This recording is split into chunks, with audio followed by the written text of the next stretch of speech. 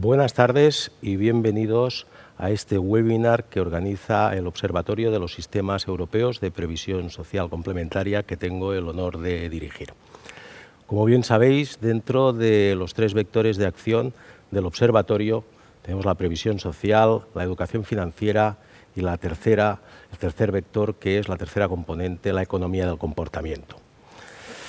Ni que decir tiene que en la época actual esta disciplina cada vez está tomando más relevancia, puesto que dentro de todo el comportamiento que tenemos los seres humanos, pues siempre se produce esa interna discusión entre hacer lo más adecuado o hacer adecuado, conveniente o hacer lo más fácil.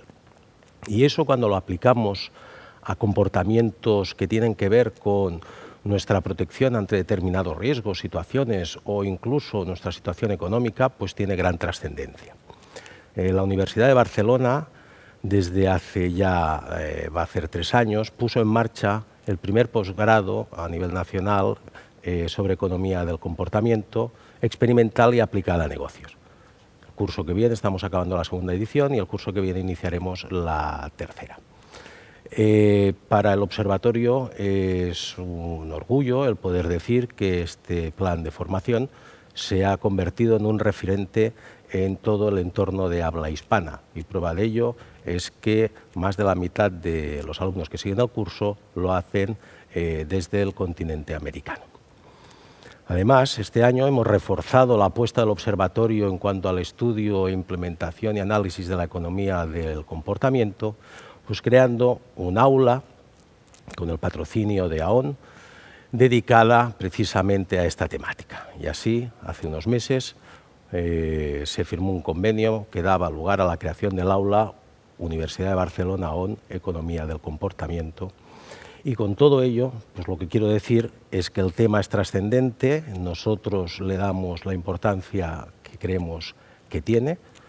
Para el tema que nos ocupa, el de la previsión social, y para todos los otros temas que tienen importancia de manera colateral. Y la sesión de hoy, pues lo que queremos hacer es, para aquellos que ya conozcáis de qué va este área, pues que disfrutéis de lo que nos va a explicar uno de los expertos que hoy nos acompaña, que además es profesor de nuestro posgrado. Y para los que tengáis curiosidad, hayáis oído hablar, pero todavía no sepáis exactamente qué es esto de la economía del comportamiento, cómo se puede combinar las ciencias económicas con la psicología y cómo esto puede modelizar y hacer y transformarse en determinadas políticas o acciones que desde las instituciones, empresas o incluso a nivel de individuo pues pueden analizar y modificar nuestros comportamientos, pues para que tengáis un conocimiento introductorio, pero no por ello no preciso. Vamos a empezar el webinar de hoy, y en primer lugar pues voy a ceder la palabra a Marcos Moreno, que es el director de Desarrollo de Negocio de AON, que, como he dicho, es patrocinador del aula AON de Economía del Comportamiento. Así que, Marcos, cuando quieras. Muchas gracias, Xavier. Buenas tardes a todos y a todas. Lo primero, agradecer el poder participar en este evento. Agradecer a la Universidad de Barcelona, a la colaboración, y al observatorio, lógicamente, por hacerlo posible. Bueno, por terminar la presentación, como decía Xavier, yo me encargo de la parte de desarrollo de negocio, de un sector del negocio de AON, pero quería contaros un poquito mi parte más formativa o más original de la parte de mi formación antigua.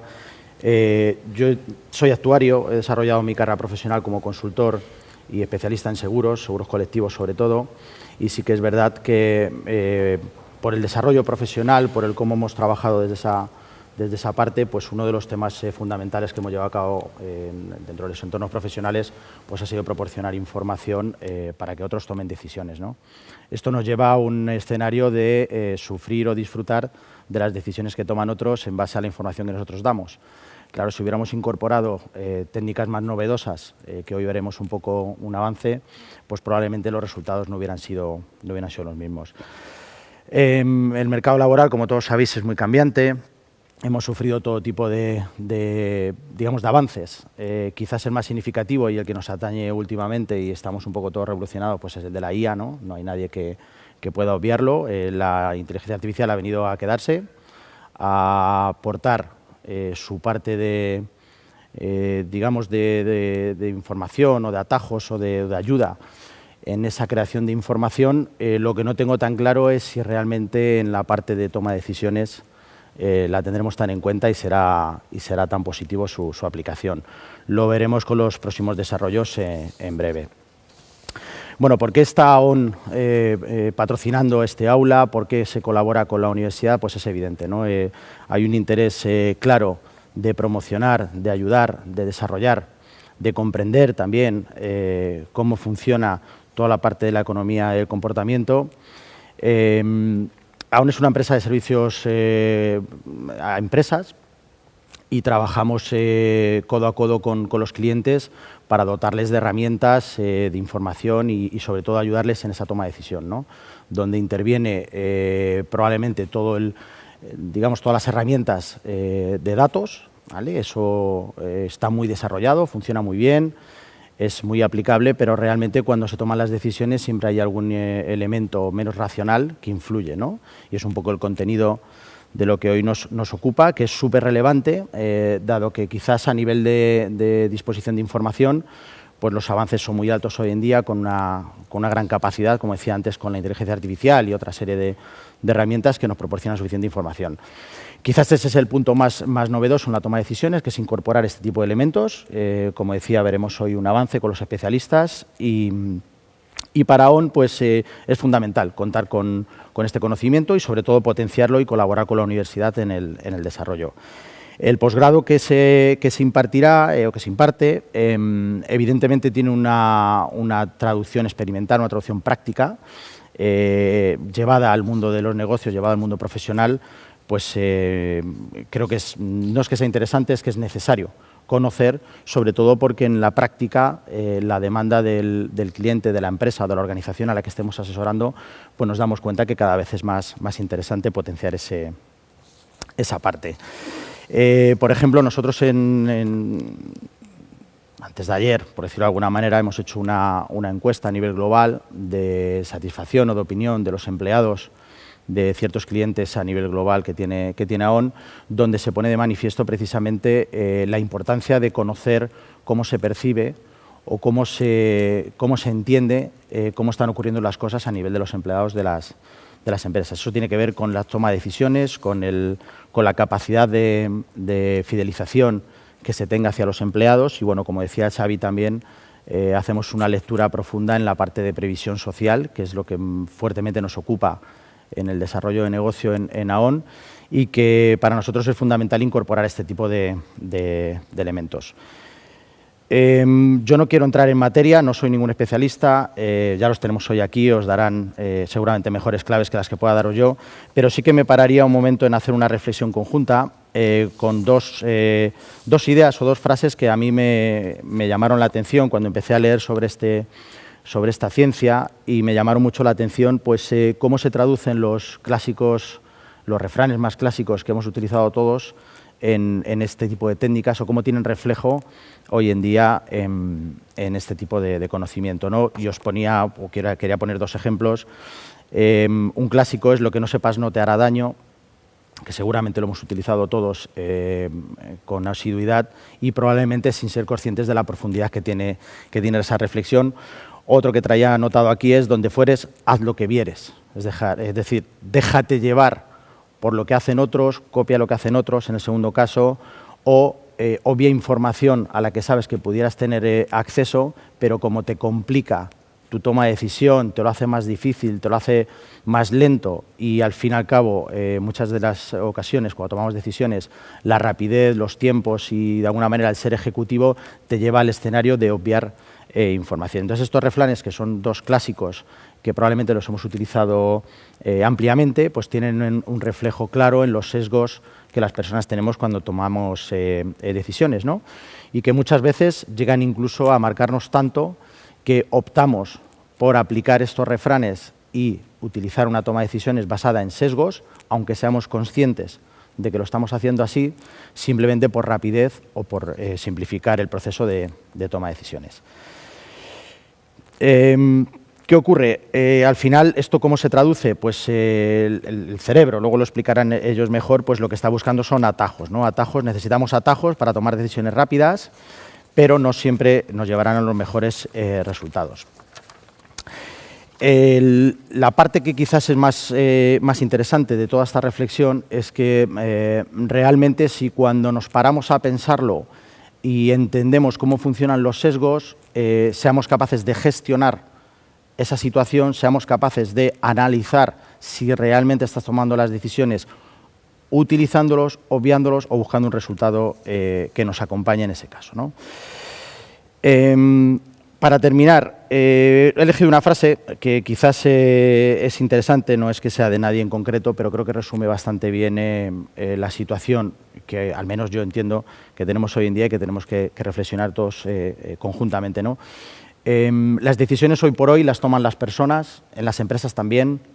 Quiere decir que el mundo profesional, el mundo económico, el mundo que vivimos todos en el día a día, pues de momento se maneja por personas, toman las decisiones de una forma racional, creemos, no siempre, y con sesgos aplicados, consciente o no conscientemente, y por lo tanto es súper importante el conocimiento de estas técnicas, entender cómo funciona esa toma de decisión y poder acompañar, nosotros en nuestro caso a nivel profesional, a los clientes en las mejores decisiones, que por otra parte es uno de los argumentos troncales de la estrategia de AON a nivel global. Por lo tanto, encantados de participar en esto, de ayudar, de apoyar y de participar hoy en este evento, por supuesto, también. Muchas gracias. Pues muchísimas gracias, Marco, y podemos dar fe de que no siempre lo más adecuado es lo más fácil, porque prueba de ello fue lo que nos costó, ¿verdad?, acabar configurando este aula dentro de la estructura de la Universidad de Barcelona. O sea que una vez más, mil gracias a AON por creer en el equipo, por creer en el proyecto y por dar su confianza a la Universidad de Barcelona. Un placer, de verdad. Muchísimas gracias. Un placer. Y ahora pues sí que vamos a ir a la parte, diríamos, fundamental del acto de hoy, que es la masterclass que hemos preparado y para la cual, pues la verdad es que tenemos el privilegio de contar con uno de los mejores docentes y aparte de investigador en este tema, pero me consta, y os lo digo porque tenemos las encuestas de los últimos años de nuestros alumnos, que a nivel divulgativo, pues Pedro Rey es una máquina. O sea que muchísimas gracias, Pedro, por acceder a la invitación y por hoy ayudarnos a divulgar sobre pues esta materia que está en boca de todos y de la que tampoco sabemos todos. Así que sin más os dejo con doctor Pedro Rey, que es profesor de Economía del Comportamiento de SADE Business School de la Universidad Ramon Llull y profesor del posgrado en Economía del Comportamiento de la Universidad de Barcelona. Cuando quieras, Pedro. Bueno, muchas gracias, Javier, por la presentación. La verdad es que una de las cosas que se aprende en economía del comportamiento es que esto de poner expectativas altas es un error, porque siempre vas a estar peor que lo que como te han presentado, ¿no? Pero en todo caso intentaré hacerlo lo mejor posible.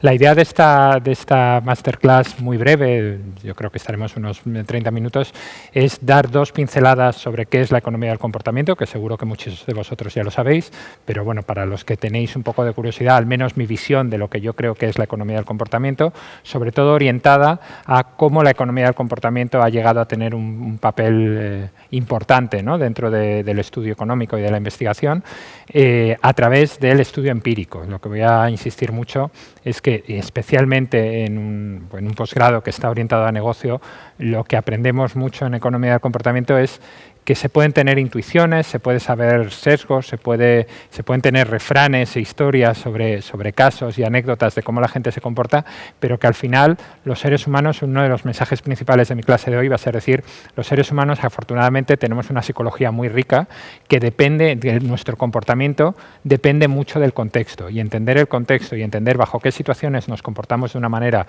y en otras situaciones nos comportamos de otra, pues para poder saberlo bien necesitamos realizar experimentos.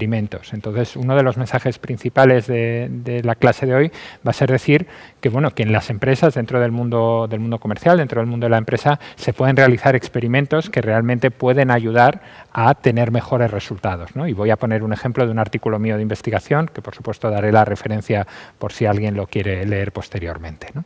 Entonces, bueno, la idea fundamental de la economía del comportamiento es esta idea de, bueno, surge como una parte de la ciencia económica en contraposición a lo que se venía haciendo desde siempre. Surge a partir más o menos de los años 50 del siglo pasado, con esta idea de que, bueno, quizá los economistas nos hemos pasado un poco de frenada creyendo que éramos la física de las ciencias sociales y que podíamos predecir estupendamente el comportamiento de todos los seres humanos en entornos económicos y también en otros entornos, y que teníamos ese poder y a lo mejor éramos más rigurosos y teníamos más poder predictivo que otras ciencias sociales, como puede ser la sociología, la antropología o la psicología, porque usábamos matemáticas.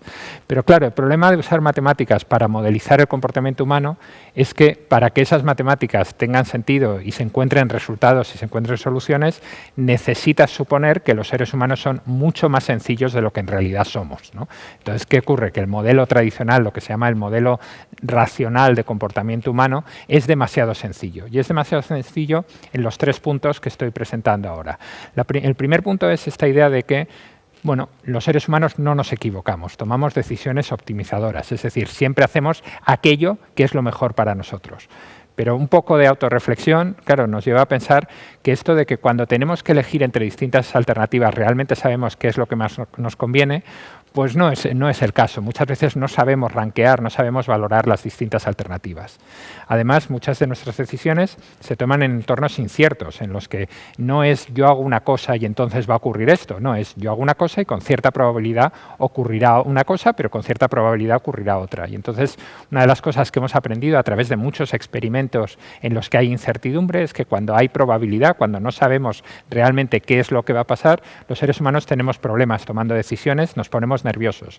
Y además el modelo que se ha utilizado para decir cómo, para intentar predecir cómo la gente se comporta ante situaciones de incertidumbre es un poco el modelo de utilidad esperada, que es excesivamente sencillo para lo que hemos aprendido al final de muchos experimentos sobre cómo decide la gente. Por lo tanto, el primer punto es: los seres humanos muchas veces no sabemos lo que queremos, tenemos muchas veces intereses que entran en conflicto y a veces tomamos decisiones no sabiendo muy bien por qué. Esto es especialmente interesante, y este es mi segundo punto, porque además muchas de las decisiones que tomamos no las tomamos en entornos en el que simplemente tenemos que decidir qué es lo mejor para nosotros, sino que dependen también del comportamiento de los demás. Es decir, el comportamiento humano muchas veces es un comportamiento estratégico, en el sentido de que qué es lo mejor para nosotros también no solo depende de nuestra decisión, depende de cómo se comporten los demás. Y ser un buen estratega supone 2 cosas: predecir bien cómo se van a comportar los demás y además hacer la mejor respuesta a cómo esperas que se comporten los demás, ¿no? Y claro, no todos somos grandes estrategas. Muchas veces creemos que los otros, si estudiamos economía del comportamiento, es porque no sabemos realmente cómo se van a comportar los demás, y además reaccionar de la mejor manera posible al comportamiento de los demás es un fallo, ¿no? Y por último, y el último punto, que yo creo que es el más divertido, el más interesante, es darnos cuenta que el ser humano no es como se supone en los modelos de racionalidad económica, no es como, y ahora voy a mostrar un poco que ya tenemos una cierta edad, no es como el señor Spock de la serie Star Trek, ¿no? Que es un ser perfectamente racional, que cada vez que se encontraban en su nave espacial se encontraban con unos enemigos, pues sabía perfectamente qué era la mejor decisión, cómo se iba a comportar el otro y, por tanto, la mejor manera de reaccionar. Y, por último, lo que caracterizaba al señor Spock era que no sufría de las emociones, es decir, no tenía un estado frío y un estado caliente en el que reaccionaba de manera distinta, sino que era perfectamente analítico y podía tomar la mejor decisión, no importaba el estado emocional en el que estuviera, ¿no? A mí siempre me gusta presentar este ejemplo, ¿no? Como decir, la economía del comportamiento es pasar del modelo racional del señor Spock de la serie Star Trek a un modelo mucho más real de que los seres humanos nos parecemos, si nos tenemos que parecer a algún personaje de una serie de televisión, nos parecemos mucho más a Homer Simpson, ¿no? En el sentido de que no sabemos muy bien lo que queremos.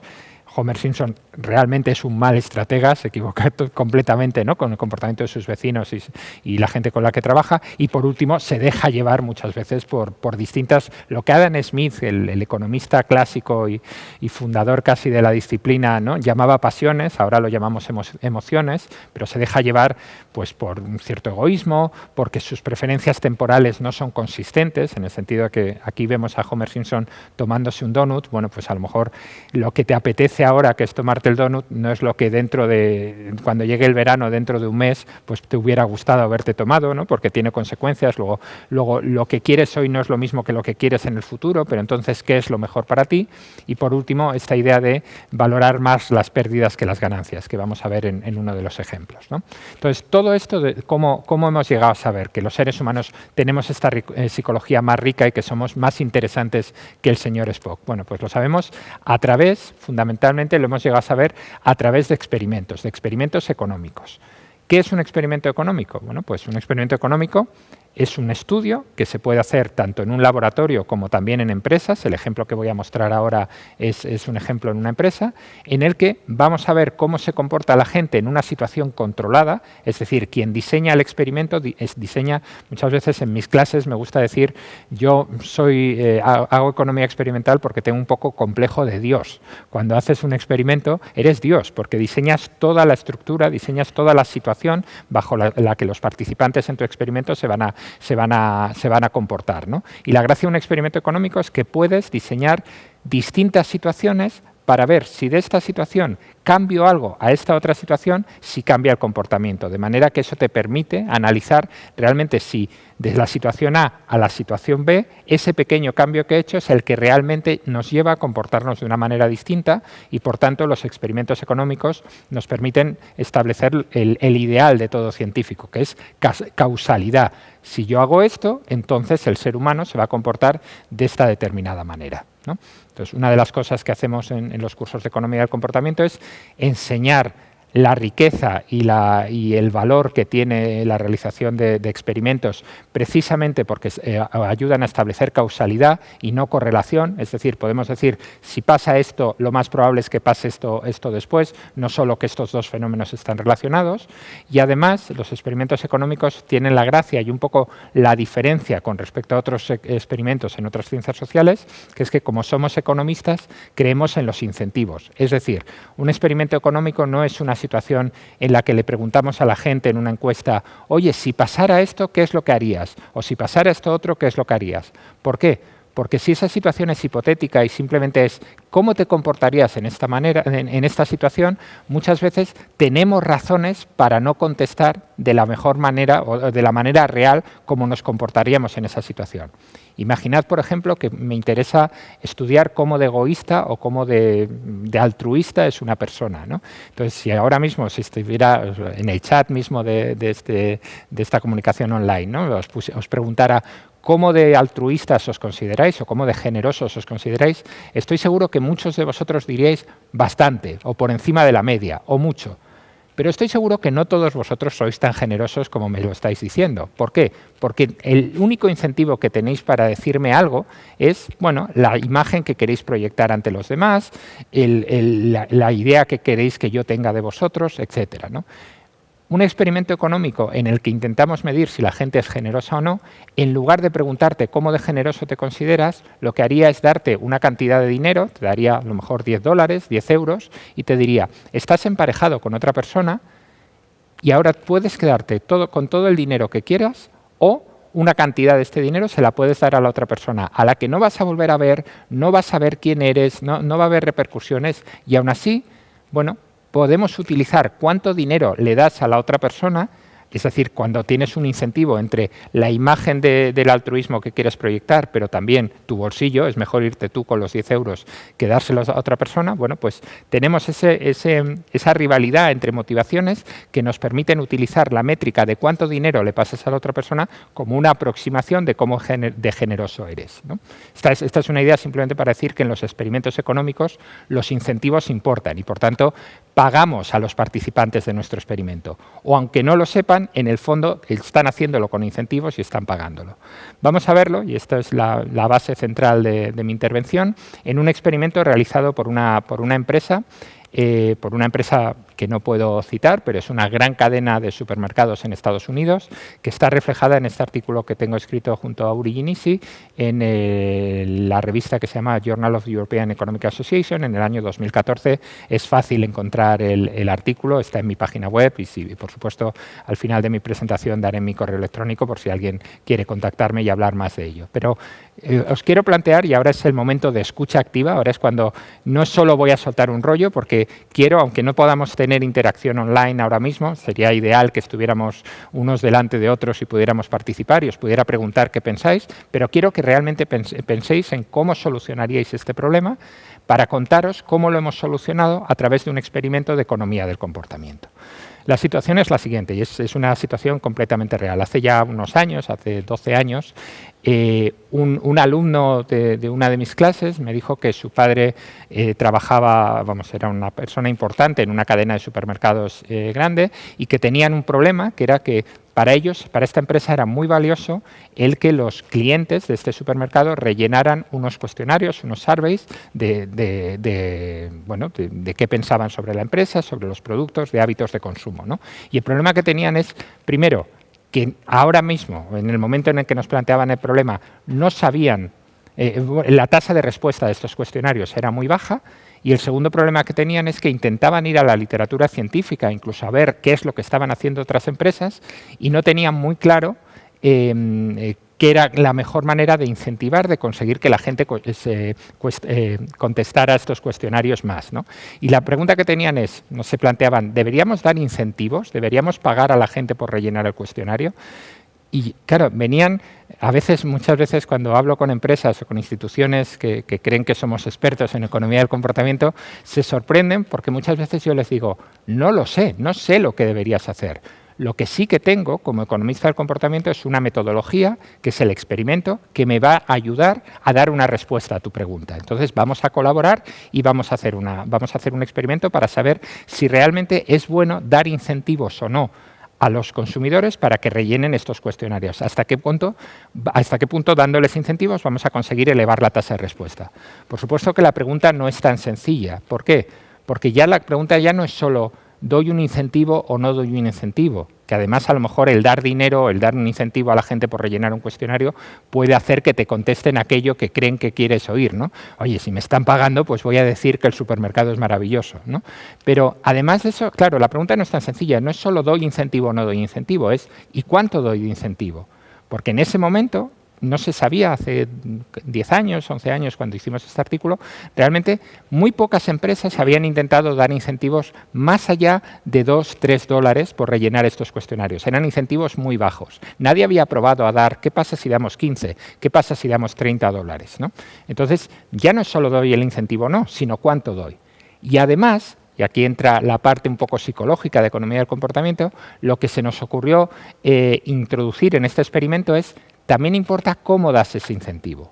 Es decir, tú le dices a la gente, bueno, como quiero que contestes el cuestionario, si lo contestas te voy a pagar una cierta cantidad de dinero, o lo que haces es, mira, te doy el dinero de primeras, cuando te pido hacer el cuestionario te digo, como símbolo de lo que apreciamos el que contestes este cuestionario, aquí tienes esta cantidad de dinero, tú puedes contestar o no, pero lo que no puedes es devolverlo porque ya te lo he dado, ¿no? Y entonces, claro, tienes una teoría de cuál es la mejor manera de incentivar un cierto comportamiento. ¿Es prometer dinero si hacen algo o es mejor basarse en la reciprocidad? Yo soy bueno contigo porque no tendría por qué darte ningún dinero si no has hecho nada por mí, yo te doy algo de dinero, pero esto crea un mecanismo de reciprocidad en el que tú te sientes, en cierta manera, contento porque te han dado el dinero o a lo mejor incluso obligado porque te han dado un cierto dinero y entonces a lo mejor más gente, por haberles dado un dinero antes, deciden contestar estos cuestionarios.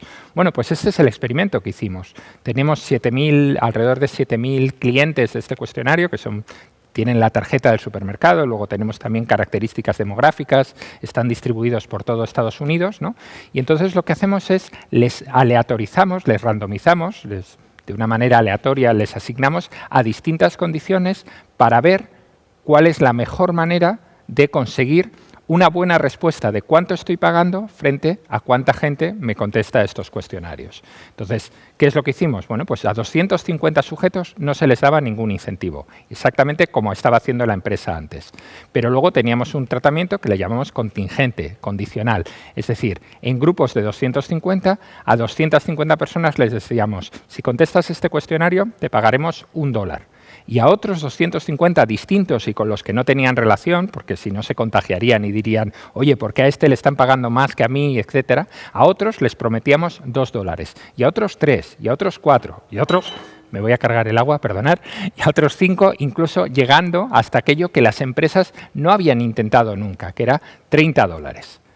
Pero esos son los tratamientos de nuestro experimento. Tenemos el control, que es no pagar nada, y luego tenemos un montón de tratamientos y vamos a comparar cuál es la tasa de respuesta en cada uno de esos tratamientos. Pero es que tenemos todo otro set de tratamientos en los cuales, en lugar de prometer dinero, lo que hacíamos era, en el sobre en el que te llegaba el cuestionario, incluíamos un pequeño sobre dentro en el que ya estaba el dinero dentro. Lo de este segundo sobre metido dentro era para evitar que el cartero se quedara con el dinero, ¿no? Apenas ocurrió, ¿no? Pero a una gente les llegaba exactamente la misma carta: por favor, cliente, contesta este cuestionario, y añadíamos una frase que decía: como símbolo de lo que de verdad apreciamos el que contestes este cuestionario, aquí te incluimos $1.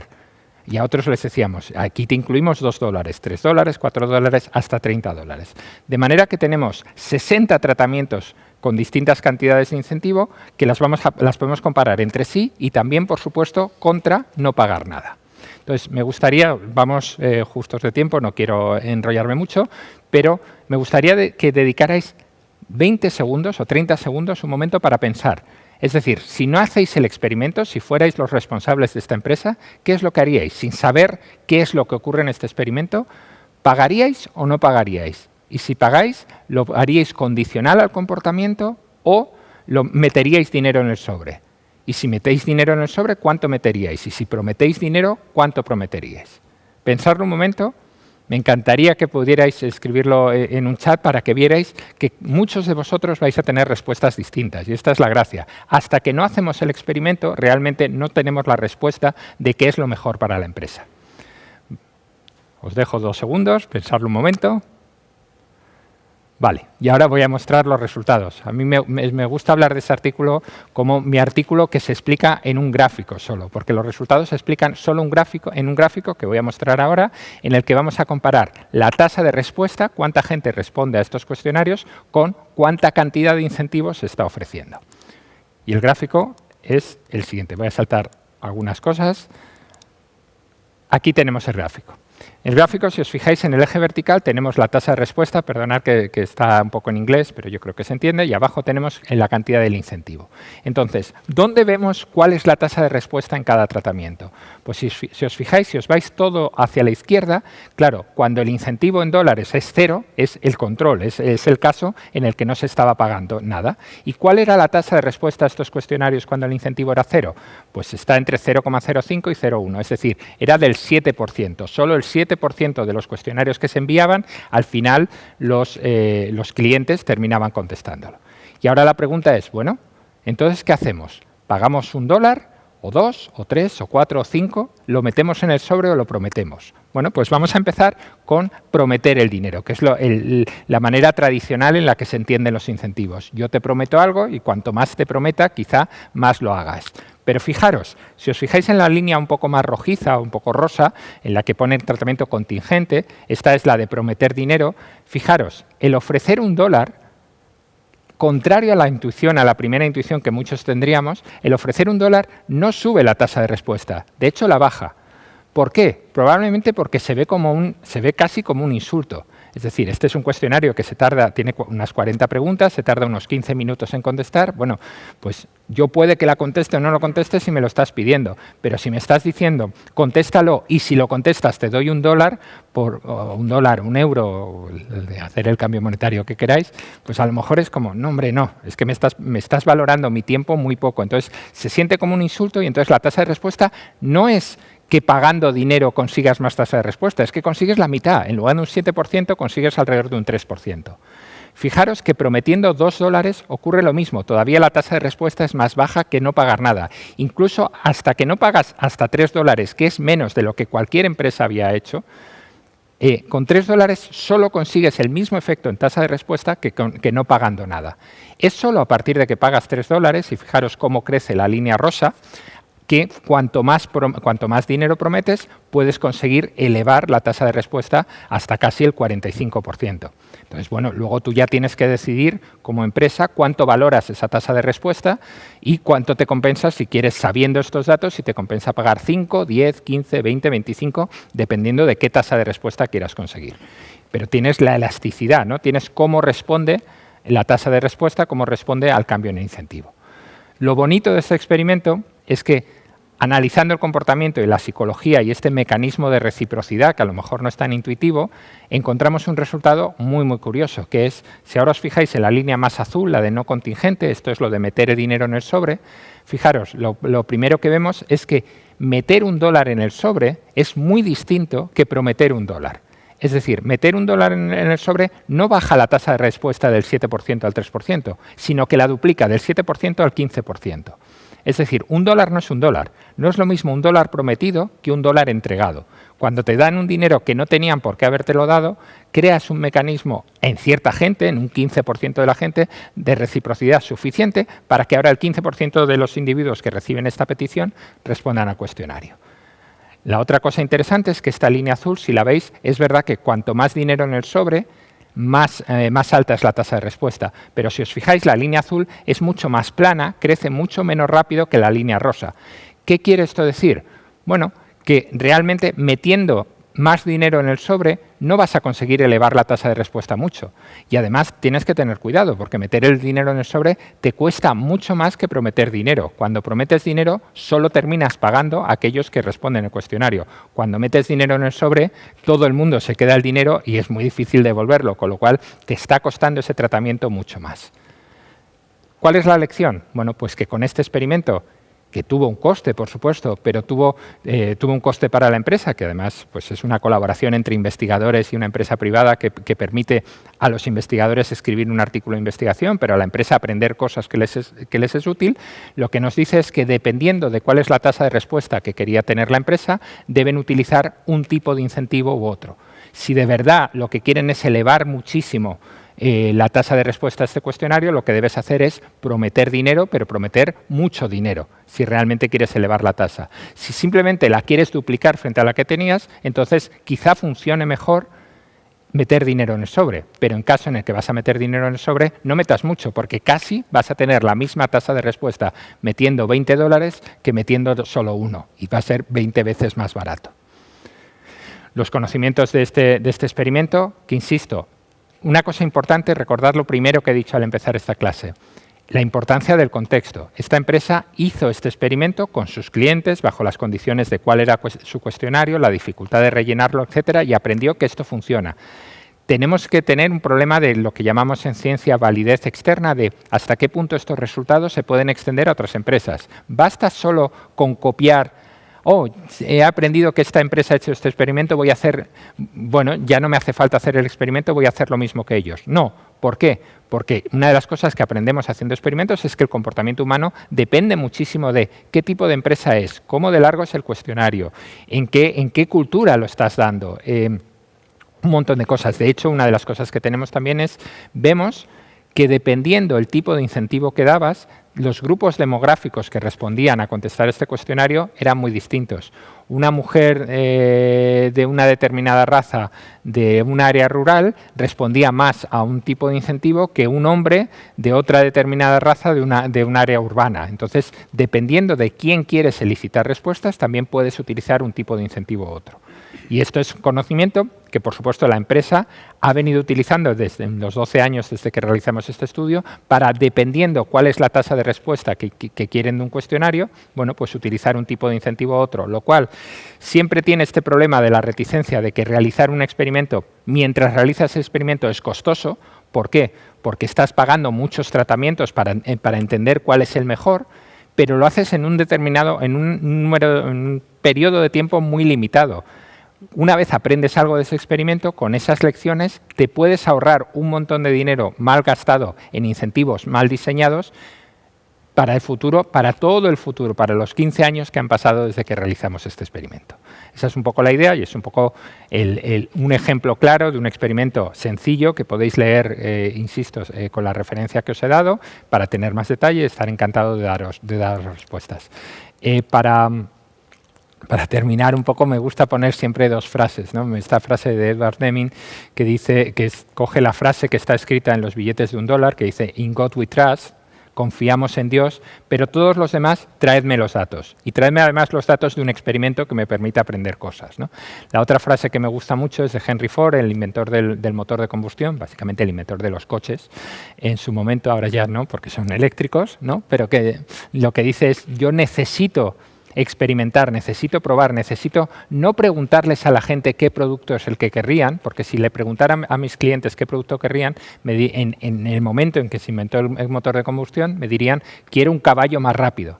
Bueno, pues un caballo más rápido no es el producto que realmente quieren. Hasta que no pones el coche en el mercado y ven las ventajas de un coche frente a un caballo dopado, pues no aprendes lo bueno que es. Por tanto, experimentar, probar las cosas en el mercado y en condiciones de mercado.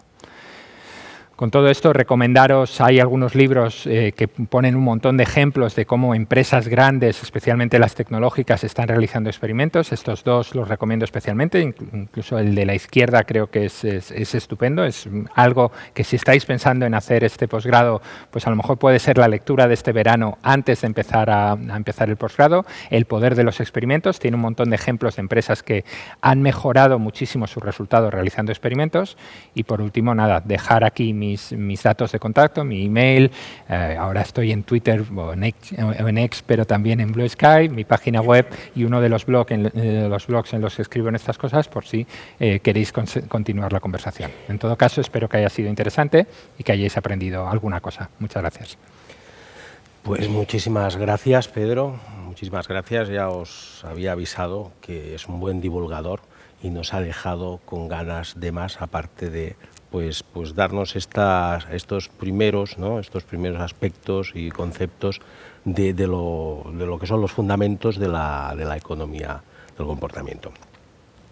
En relación, antes de dar paso al siguiente ponente, permitirme que os diga que hemos abierto un canal de preguntas por si tenéis a lo largo de esta sesión alguna cuestión, alguna duda sobre el posgrado en Economía del Comportamiento experimental y aplicado a negocios que estamos hoy aquí como organizando y dándos a conocer, pues podéis perfectamente escribir vuestras cuestiones y añadir el correo electrónico al cual pues os daremos respuesta en los próximos días.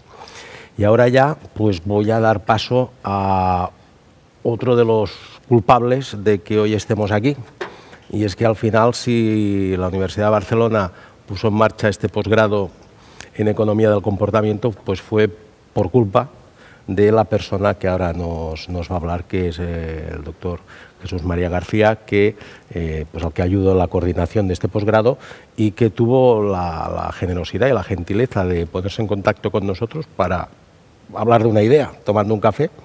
Y esa idea se transformó en este posgrado que, como os digo, estamos cerrando la segunda edición, empezamos la tercera, ya está abierto el periodo de preinscripción y ya tenemos unos cuantos preinscritos. Y pues no voy a decir muchas cosas buenas porque parece que darse autobombo es malo, pero la verdad es que desde fuera nos dicen que dentro de lo que hay de oferta en habla hispana, pues es de lo mejorcito que hay. Así que sin más, os dejo con el doctor Jesús María García, que es miembro del observatorio, es coordinador del posgrado y es experto en economía del comportamiento. Así que entre un economista y un psicólogo, al final, pues pusimos en marcha el proyecto. Y Jesús. Algo tendrá que salir, algo interesante. Muchas gracias, Xavier, por la presentación. También, Marcos, muchas gracias por estar aún aquí con nosotros y en los próximos meses. Y muy interesante la presentación que nos ha hecho Pedro. Pedro lo conocemos, como decía Xavier, es un fantástico ponente. Y ha sido muy interesante su presentación porque fundamentalmente nos ha hablado, como bien comentaba, de experimentación. Fijaros que nuestro posgrado le hemos querido definir de una manera clara, que es experimental y aplicado a negocio, porque hemos querido que ya desde la primera edición su vocación fuera muy rigurosa y aplicada a las necesidades de las compañías. Hay un gran economista del comportamiento, Dilip Soman, que es canadiense, y él dice que siempre el objetivo de cualquier empresa, de cualquier negocio, es el cambio del comportamiento. ya sea de sus clientes o si se trata de un gobierno, pues el comportamiento de sus ciudadanos, etcétera. Por lo tanto, la economía del comportamiento es fundamentalmente aplicada a negocio y tiene una utilidad muy clara. Con Pedro hemos visto que la parte experimental, la parte rigurosa y por lo tanto podría parecer que la economía del comportamiento es académica, pero yo querría aquí hacer un poco un recorrido desde hace solo los últimos 15 años de esta disciplina, donde hace aproximadamente 15 años que es cuando probablemente podemos considerar que pasó de las aulas a la realidad.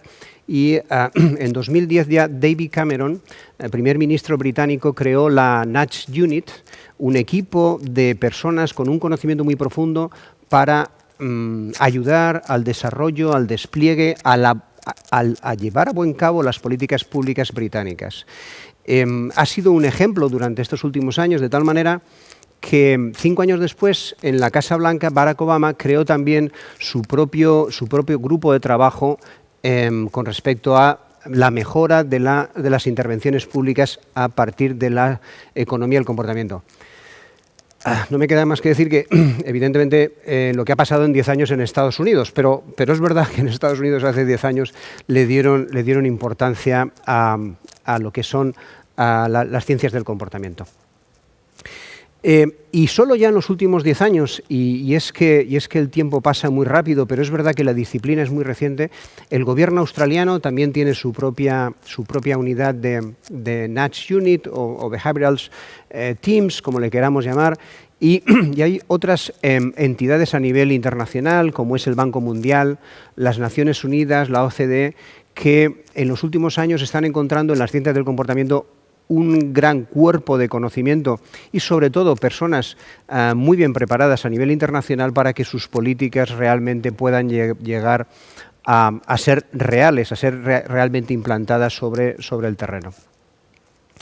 Recientemente también en la Unión Europea ya está trabajando también con lo que son las ciencias del comportamiento, ha creado este centro de competencias de lo que son el conocimiento del comportamiento, por lo tanto ya vemos que es algo muy real, muy cercano, que se está viendo con una utilidad muy clara.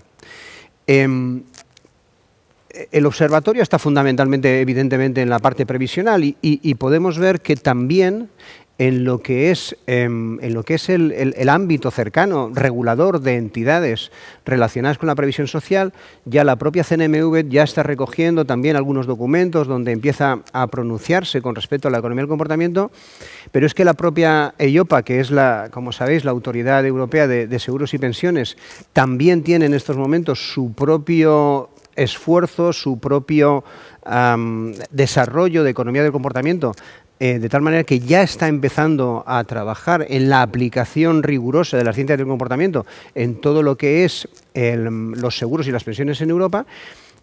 Y MiFID II, que es la directiva sobre mercado de instrumentos financieros, o la directiva de distribución de seguros, no nombran expresamente lo que es la economía del comportamiento, pero es evidente que cuando tienen como objetivo la defensa de la prestación adecuada de los servicios financieros a los ciudadanos, están considerando, y se puede leer en sus redactados, está considerando que las personas tomamos decisiones, como estábamos diciendo, decisiones en unos momentos sesgadas, en un momento dado no tan lógicas, en un momento dado pues llevados a lo mejor por algún tipo de emociones, de tal manera que las propias regulaciones ya están considerando que las entidades financieras y las propias regulaciones tienen que incorporar los conocimientos de la economía del comportamiento para la buena prestación de los seguros y también de lo que es todo el sistema previsional.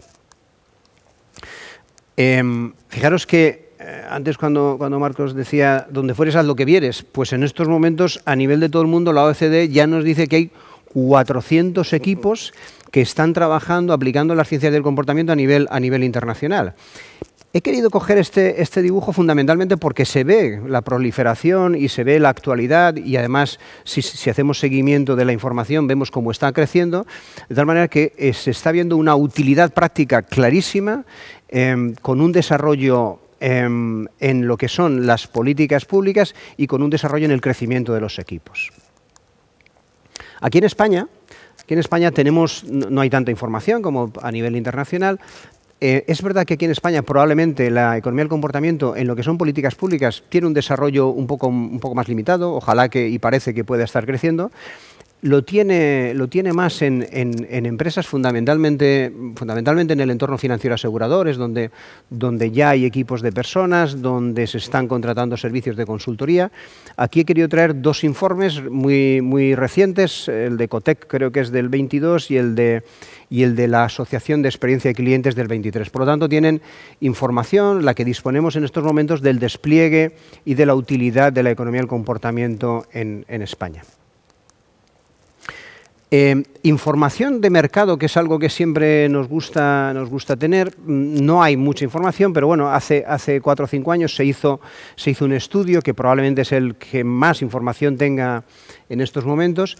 Y un elemento importante es que yo he estado hablando de políticas públicas, pero prácticamente el 64% de las personas que trabajan en la economía del comportamiento lo hacen para la empresa privada. Es decir, que hay bastantes grupos, bastante desarrollo de la economía del comportamiento de una manera aplicada.